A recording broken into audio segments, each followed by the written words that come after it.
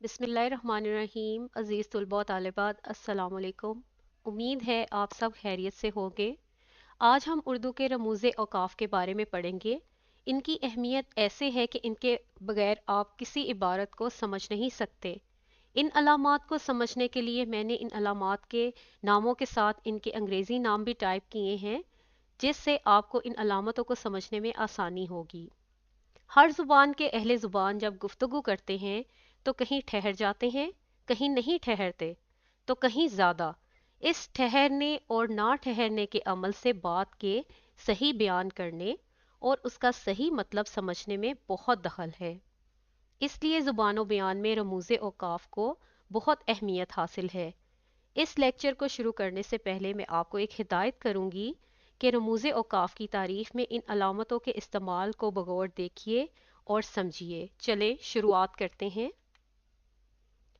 रमूज़े औक़ाफ़, जिसे अंग्रेज़ी में पंक्चुएशन कहते हैं।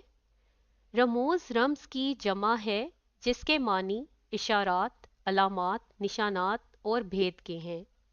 औक़ाफ़ वक़्फ़ की जमा है जिसके मानी ठहराव, रुकना, ठहराना और खड़ा होने के हैं। इस्तिलाह में रमूज़े औक़ाफ़ से मुराद ऐसी अलामात हैं जो तहरीर में एक जुमले को दूसरे जुमले या किसी एक लफ्ज़ को दूसरे लफ्ज़ से अलग करने के लिए इस्तेमाल होती हैं। हमारी पहली अलामत है सक्ता, जिससे उल्टा कोमा भी आप कह सकते हो, क्योंकि इंग्लिश में सीधा कोमा होता है, सक्ता उर्दू का कोमा होता है, वो उल्टा होता है।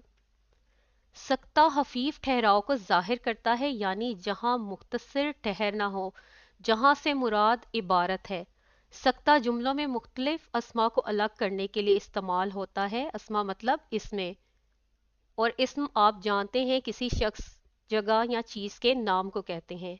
मिसाल के तौर पर अहमद, अरसलान और अली दोस्त हैं।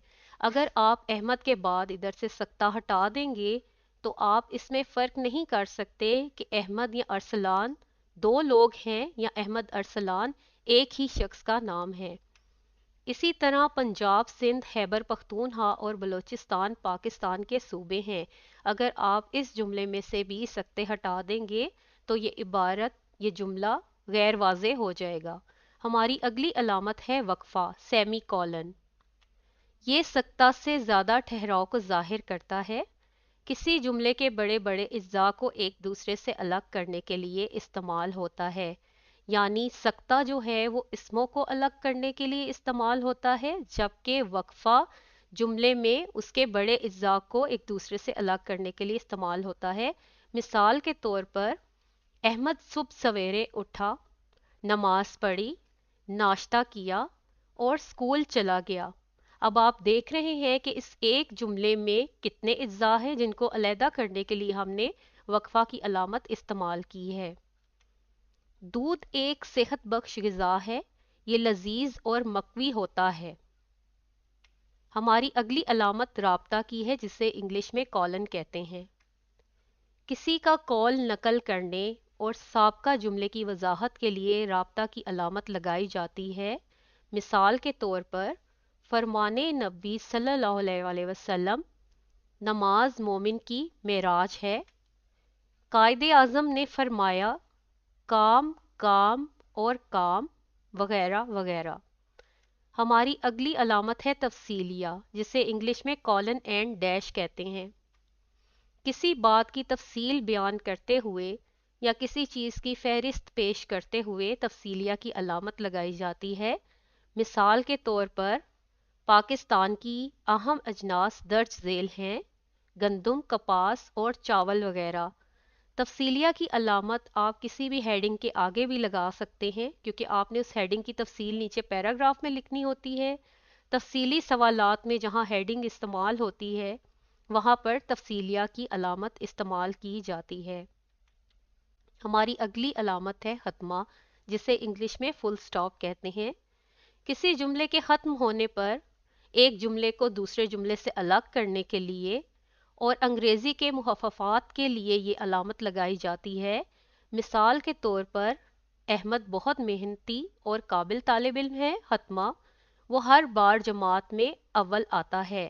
اگر آپ ان دو جملوں میں سے ختمہ نکال دیں گے تو یہ جملے غیر واضح ہو جائیں گے۔ ارسلان نے MBBS کا امتحان پاس کر لیا۔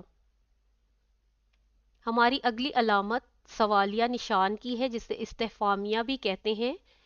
انگلش میں اس کو سائن آف انٹروگیشن کہتے ہیں۔ یہ علامت ایسے لفظوں اور جملوں کے بعد لگائی جاتی ہے جن میں کوئی بات پوچھی جائے، مثال کے طور پر آپ کا کیا نام ہے، آپ کہاں رہتے ہیں وغیرہ۔ ہماری اگلی علامت کے 3 نام ہیں: ندائیہ، فجائیہ، استجابیہ۔ انگلش میں اسے سائن آف ایکسکلیمیشن کہتے ہیں۔ ندائیہ کسی کو پکارنے کے لیے استعمال ہوتی ہے، یعنی جب آپ کسی کو پکار رہے ہیں، کسی کو آواز دے رہے ہیں تو اس کے نام کے آگے یا جس لفظ سے آپ اسے پکار رہے ہیں اس کے آگے ندائیہ کی علامت لگتی ہے۔ مثال کے طور پر جناب عالی، حاضرین گرامی، عمران، میرے پاس آؤ۔ فجائیہ خوشی، غم، تکلیف یا راحت کے جذبات اور تعجب و حیرانی کے تاثرات کا اظہار کرنے کے لیے استعمال ہوتی ہے۔ مثال کے طور پر اوفو کتنی گرمی ہے، آہا ہم نے میچ جیت لیا۔ یعنی اس میں دیکھیں اوپر جو ہے وہ اس کے گرمی کی وجہ سے جو تکلیف ہو رہی ہے اس کی وجہ سے اوفو نکل گیا منہ سے، اور میچ جیتنے کے لیے جو خوشی ہو رہی ہے اس کے لیے آپ نے آہا کہہ کر یہ آواز نکال کر اس کا اظہار کیا ہے۔ استجابیہ دعائیہ، تمنا اور حسرت کے جملوں میں استعمال ہوتی ہے۔ مثال کے طور پر کاش میں محنت کرتا تو ضرور کامیاب ہو جاتا۔ یہ دیکھیں اب یہ علامت کاش کے بعد لگی ہے کیونکہ اس میں حسرت ہے۔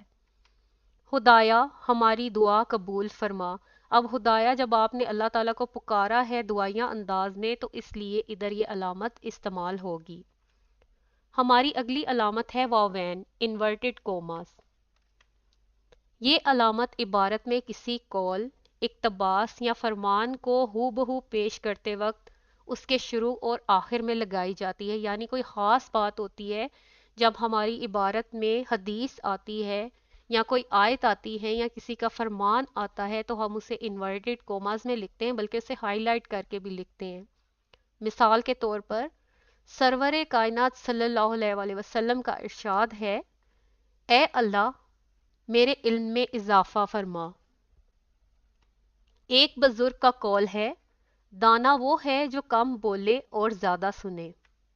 ہماری اگلی علامت ہے کوسین، جسے دوسرے لفظوں میں خطوط وحدانی کہتے ہیں اور انگریزی میں بریکٹ کہتے ہیں۔ کوسین یا خطوط وحدانی ایک ہی چیز ہے جسے انگلش میں بریکٹ کہتے ہیں، میں عبارت کے ایسے حصے لکھے جاتے ہیں جو جملہ معترضہ کے طور پر یا پچھلے جملے کی وضاحت کے لیے آتے ہیں اور ان کا مضمون زیر بحث سے کوئی تعلق نہیں ہوتا۔ اب یہ ساری بات تو آپ کو سمجھ میں آ گئی ہوگی کہ جملے کی وضاحت کے لیے ہم بریکٹ میں لکھتے ہیں، لیکن یہ جملہ معترضہ کیا ہے؟ جملہ معترضہ ایسے جملے کو کہتے ہیں جو عبارت میں آئے، یعنی عبارت میں اس بریکٹ کے اندر جو جملہ آتا ہے اس کو کہتے ہیں، لیکن اصل عبارت سے اس کا کوئی تعلق نہ ہو۔ یعنی اگر وہ عبارت میں نہیں بھی لکھا جائے گا تو عبارت جو ہے وہ خراب نہیں ہوگی، لیکن آپ اگر اس کو بریکٹ میں لکھ دیں گے تو وہ زیادہ واضح ہو جائے گی۔ ایک ریفرنس کے طور پہ دیکھیں، اب آگے لکھا ہوا ہے حوالہ کے طور پر آئے، یعنی ایک ریفرنس کے طور پر آئے۔ اب اس کی مثال آپ غور سے دیکھیں، آپ کو سمجھ میں آ جائے گی بات۔ خورشید بخاری صاحب، اب بریکٹ میں دیکھیں یہ جو جملہ لکھا ہوا ہے اسے جملہ معترضہ کہتے ہیں، یعنی جو وضاحت کے لیے آپ کو استعمال کیا جا رہا ہے۔ اگر یہ نہیں بھی ہوتا اس عبارت میں تو یہ جملہ کمپلیٹ تھا، لیکن جب ہم نے اسے بریکٹ میں جملہ معترضہ لکھ دیا تو اس نے مزید وضاحت کر دی کہ خورشید بخاری صاحب جو میرے ہم جماعت تھے آج کل اخبار نقاد کے ایڈیٹر ہیں۔ عوام نے اس سے اپنا نمائندہ چن لیا۔ اب یہ دیکھیں میں نے جملہ معترضہ نہیں بولا، جملہ مکمل ہے، لیکن اگر آپ بریکٹ میں اس میں کوسین میں جملہ معترضہ لکھیں گے تو اس کی وضاحت ہو جاتی ہے۔ عوام نے اس سے کوسین اگرچہ وہ جاہل تھا اپنا نمائندہ چن لیا۔ یعنی جو بریکٹ میں جو جملہ وضاحت کے لیے استعمال ہو رہا ہے اس کو جملہ معترضہ کہتے ہیں۔ ہماری اگلی علامت ہے حذف کی، जिससे अंग्रेजी में साइन ऑफ राइट ऑफ कहते हैं, यानी हम थोड़ा सा लिख देते हैं, बाकी छोड़ देते हैं और उसकी जगह ये अलामत लगा देते हैं। अगर किसी इबारत, जुमले या शेर का आखिरी या दरमियानी हिस्सा छोड़ना मकसूद हो तो उस जगह नुक्ते लगा दिए जाते हैं ताकि कारी ये समझ ले कि उस जगह इबारत, जुमले या शेर का कुछ हिस्सा छोड़ दिया गया है। जैसे हम अक्सर करते हैं, मैं आपसे कहती हूँ कि सवालात को डॉटिंग फॉर्म में लिख दें, यानी आप थोड़ा सा सवाल लिखते हो, आगे ये हज़फ का निशान लगा देते हैं, उसकी अलामत लगा देते हैं, तो इसका मतलब होता है कि इसके आगे भी सवाल है लेकिन हमने उसका थोड़ा सा हिस्सा लिखा है। और यही चीज़ इक्तबास की तशरीह में भी आती है कि इक्तबास इतना लंबा होता है लेकिन हम उसे क्या करते हैं, उसको ऐसे डॉटिंग फॉर्म में यानी हज़फ के साथ लिख देते हैं, हज़फ की अलामत के साथ लिख देते हैं, जिससे ये वाज़े होता है कि ये शुरू और आखिर है और इसके दरमियान में भी इस इबारत का या इस इक्तबास का कुछ हिस्सा है। मिसाल के तौर पर, खुदा उनकी मदद करता है जो, अब आपको पता है कि इसके इस जुमले ने कैसे मुकम्मल होना है, खुदा उनकी मदद करता है जो अपनी मदद आप करते हैं। लब पे आती है दुआ, अब आगे हज़फ की अलामत है तो इसका मतलब है कि इसके आगे भी ये मिसरा कंप्लीट होना है, ये इधर मुकम्मल नहीं हो गया, ठीक है। हज़फ की अलामत मतलब कि इस इबारत का कुछ हिस्सा अभी रहता है। हमारी अगली अलामत है ख़त, जिसे अंग्रेज़ी में डैश कहते हैं और इसकी अलामत एक छोटी सी लकीर होती है। ये अलामत कोसैन के तौर पर इस्तेमाल होती है। कोसैन याद है ना किससे कहते हैं, कोसैन ब्रैकेट को कहते हैं। और ब्रैकेट में कौन सा जुमला लिखा जाता है कोसैन में, जुमला मोतरज़ा, यानी जो उससे जिस जुमले में लिखा जा रहा है उसकी वजाहत कर रहा होता है। तो ये ख़त भी जो है ये कोसैन की जगह इस्तेमाल होता है। आपका बेटा उस्मान बहुत लायक है, यानी ये देखें वो, अगर आप उस्मान को ब्रैकेट लगा के देखें तो ये जुमला होगा आपका बेटा बहुत लायक है, लेकिन हमने उसको सैन की जगह ये ख़त इस्तेमाल कर लिया, यानी हम वजाहत कर रहे हैं कि आपका बेटा उस्मान बहुत लायक है।